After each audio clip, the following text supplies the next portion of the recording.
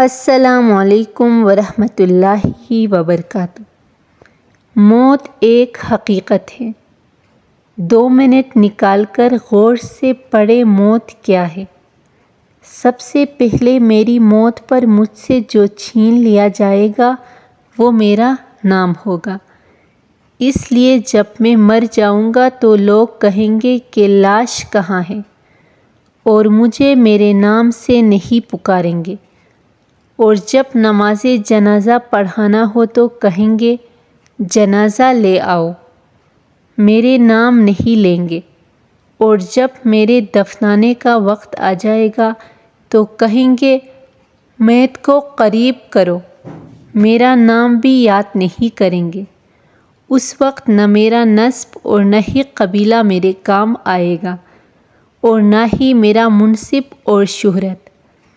کتنی فانی اور دھوکے کی ہے یہ دنیا، جس طرف ہم لپکتے ہیں۔ پس اے زندہ انسان، خوب جان لے کہ تجھ پر غم و افسوس 3 طرح کا ہوتا ہے۔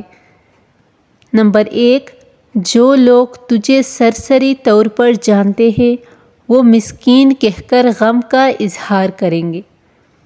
نمبر 2، تیرے دوست چند گھنٹے یا چند روز تیرا غم کریں گے اور پھر اپنی اپنی باتوں اور ہنسی مذاق میں مشغول ہو جائیں گے۔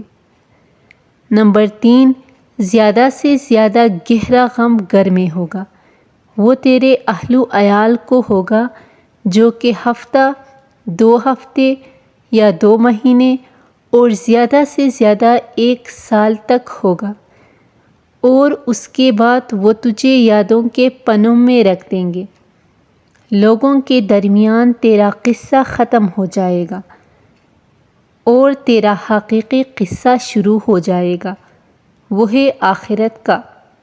تجھ سے چھین گیا تیرا جمال، مال، صحت، اولاد، جدا ہو گئے تجھ سے مکان و محلات، بیوی، شوہر، عرش، ساری دنیا، اور کچھ باقی نہ رہا تیرے ساتھ سوائے تیرے اعمال کے، اور حقیقی زندگی کا آغاز ہوا۔ اب سوال یہاں یہ ہے کہ تو نے اپنی قبر اور آخرت کے لیے اب سے کیا تیاری کی ہے؟